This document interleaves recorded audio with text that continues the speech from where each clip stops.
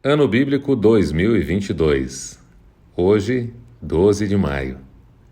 2 Crônicas, capítulo 8. Outros feitos de Salomão. Depois de 20 anos, durante os quais Salomão construiu o templo do Senhor e o seu próprio palácio, ele reconstruiu a cidade de que Irão lhe tinha dado, e nela estabeleceu israelitas. Depois atacou Ramate-Zobá e a conquistou.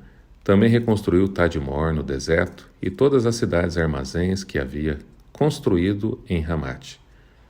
Reconstruiu Bet-Horon Alta e Bet-Horon Baixa, cidades fortificadas com muros, portas e trancas, e também Baalate, e todas as cidades armazéns que possuía, e todas as cidades onde ficavam os seus carros e os seus cavalos. Construiu tudo o que desejou em Jerusalém, no Líbano e em todo o território que governou. Todos os que não eram israelitas, descendentes dos hititas, dos amorreus, dos ferezeus, dos heveus e dos jebuseus, que não tinham sido mortos pelos israelitas, Salomão recrutou para o trabalho forçado, e nisso continuam até hoje. Mas Salomão não obrigou nenhum israelita a trabalhos forçados. Eles eram seus homens de guerra, chefes de seus capitães, comandantes dos seus carros e condutores de carros. Também eram os israelitas os principais oficiais do rei Salomão, 250 oficiais que supervisionavam os trabalhadores. Salomão levou a filha de Faraó, da cidade de Davi, para o palácio que ele havia construído para ela, pois dissera: Minha mulher não deve morar no palácio de Davi, rei de Israel, pois os lugares onde entrou a arca do Senhor são sagrados. Sobre o altar do Senhor que havia construído diante do pórtico, Salomão passou a sacrificar holocaustos ao Senhor, conforme as determinações de Moisés acerca das ofertas diárias e dos sábados, das luas novas e das 3 festas anuais: a festa dos pães sem fermento, a festa das semanas e a festa das cabanas. De acordo com a ordem de seu pai Davi, designou os grupos dos sacerdotes para suas tarefas, e os levitas para conduzirem o louvor e ajudarem os sacerdotes conforme a determinação diária. Também designou por divisões os porteiros das várias portas, conforme o que Davi, homem de Deus, tinha ordenado. Todas as ordens dadas pelo rei aos sacerdotes e aos levitas, inclusive as ordens relativas aos tesouros, foram seguidas à risca. Todo o trabalho de Salomão foi executado desde o dia em que foram lançados os alicerces do templo do Senhor até o seu término. Assim foi concluído o templo do Senhor. Depois Salomão foi a Ezion-Geber e a Elate, no litoral de Edom. E Irão enviou-lhe navios comandados por seus próprios marinheiros, homens que conheciam o mar. Eles navegaram com os marinheiros de Salomão até Ofir, e de lá trouxeram 15.750 quilos de ouro para o rei Salomão. 2 Crônicas, capítulo 9. A rainha de Sabá visita Salomão.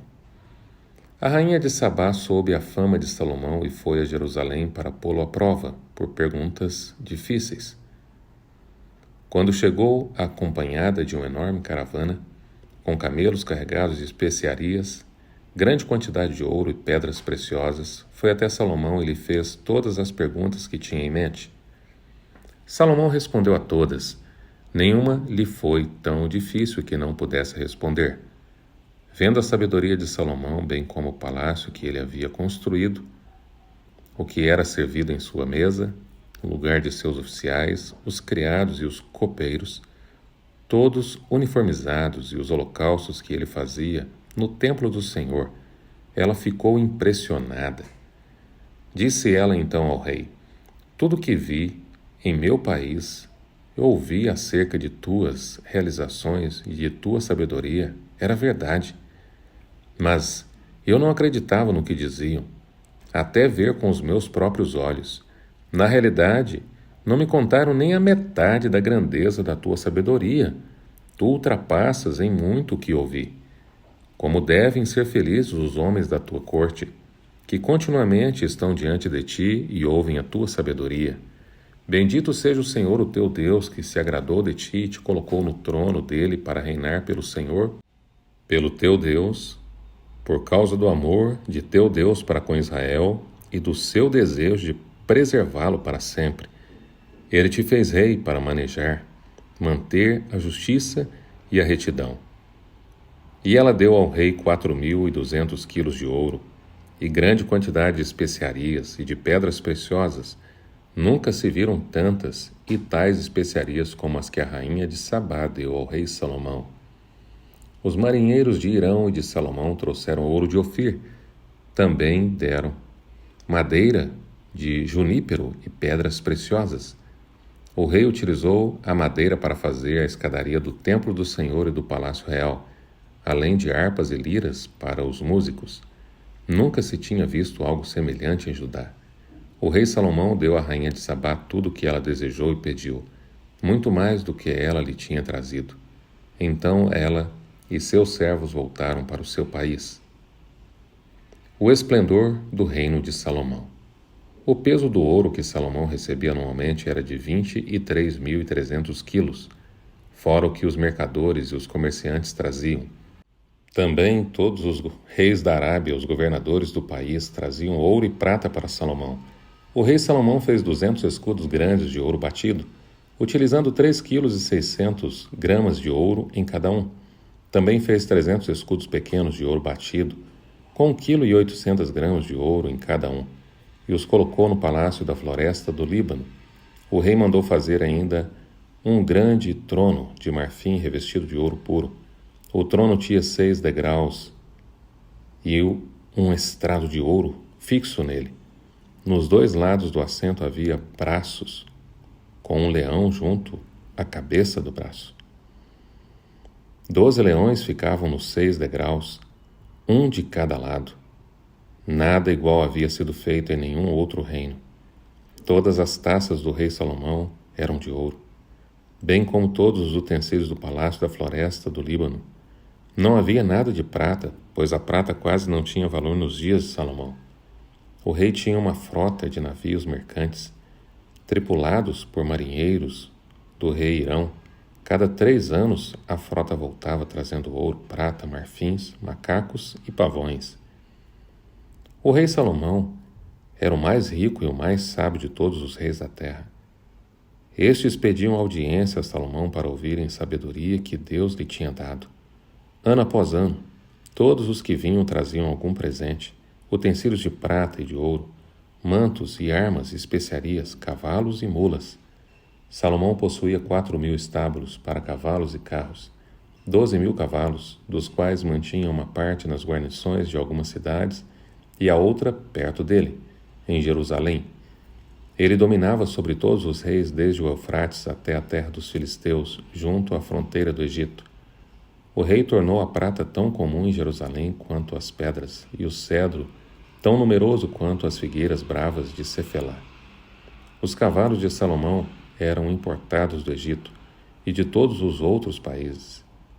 A morte de Salomão. Os demais acontecimentos do reinado de Salomão, desde o início até o fim, estão escritos nos relatos do profeta Natã, nas profecias do silonita Aías e nas visões do vidente Ido acerca de Jeroboão, filho de Nebate. Salomão reinou 40 anos em Jerusalém, sobre todo Israel. Então descansou com seus antepassados e foi sepultado na cidade de Davi, seu pai, e seu filho Roboão foi o seu sucessor. Que oportunidades teve Salomão, o rei mais rico e glorioso de Israel.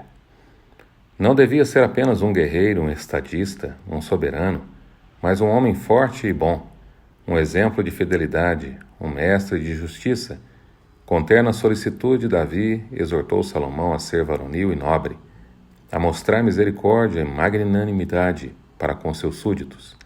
As inúmeras experiências que provaram as notáveis situações da vida de Davi passaram durante o curso de sua vida. Haviam-lhe ensinado o valor das mais nobres virtudes, levando-o a exclamar: quando um justo governa sobre os homens, quando o governo do Senhor é feito no temor de Deus, É como a luz da manhã ao sair do sol, de uma manhã sem nuvens, como o esplendor depois da chuva que faz brotar da terra a erva. 2 Samuel, capítulo 23. Tivesse Salomão seguido a instrução divinamente inspirada de seu idoso pai, e seu reino teria sido um reino de justiça, tal qual aquele magnificente descrito no Salmo 72. Um reino de justiça. Ó Deus, dá ao rei a tua justiça e a tua retidão ao filho do rei. Ele julgará o teu povo com retidão e os teus pobres com justiça. Os montes trarão prosperidades ao povo e os outeiros o fruto da retidão. Defenderá os aflitos do povo, salvará os filhos do necessitado e quebrantará o opressor. A apostasia. Toda a história de Salomão poderia ter sido de acordo com esta inspirada profecia, no Salmo 72, exaltado a uma posição de sagrada confiança. Ele por algum tempo deu ouvidos aos sábios conselhos de Davi e trouxe glória para o nome de Deus, o Senhor de Israel.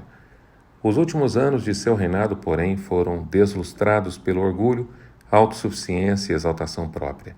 O desejo de poderio político e engrandecimento pessoal levou-o a formar alianças com nações gentílicas. A prata de Tarsis e o ouro de Ofir eram procurados a elevado custo, mesmo com sacrifício da integridade e atraiçoamento de santos legados. A associação com idolatrias corrompeu-lhe a fé. Um passo em falso levou a outro, até que foram derribadas as barreiras que Deus erigira para a segurança de seu povo. Gradual, mas seguramente, a vida de Salomão corrompeu-se pela conformidade com os costumes mundanos, ao tomar em consideração a norma de justiça seguida pelas nações pagãs, começou a perder de vista o padrão da lei de Deus, copiando e seguindo o caminho dos homens de sua época. Unindo-se em matrimônio com mulheres adoradoras de falsos deuses, entregou-se, por fim, à idolatria. O caráter que tinha sido puro e elevado deslustrou-se e degradou-se.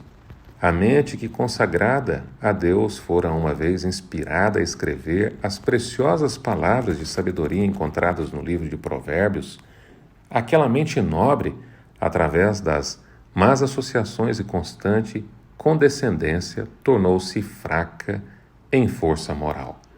Salomão desonrou a si mesmo, a Israel e a Deus. Por mais deplorável que possa parecer, o relato da apostasia de Salomão retrata o resultado da separação de Deus. Um passo em falso prepara o caminho para o segundo e o terceiro passo, de sorte que cada passo adicional é mais fácil de ser dado que o anterior.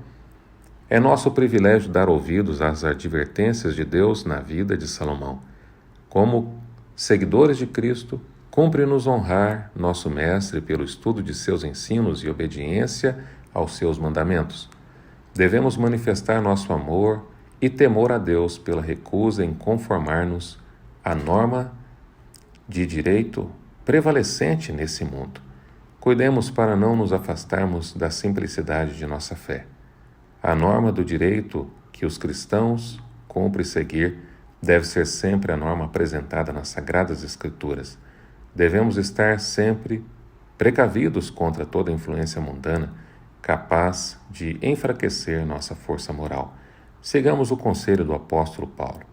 E não vos conformeis com este século, mas transformai-vos pela renovação da vossa mente, para que experimenteis qual seja a boa, perfeita e agradável vontade de Deus.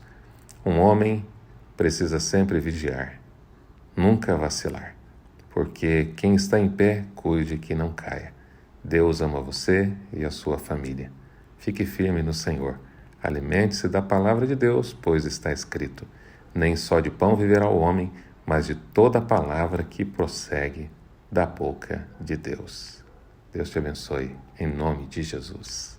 Amém.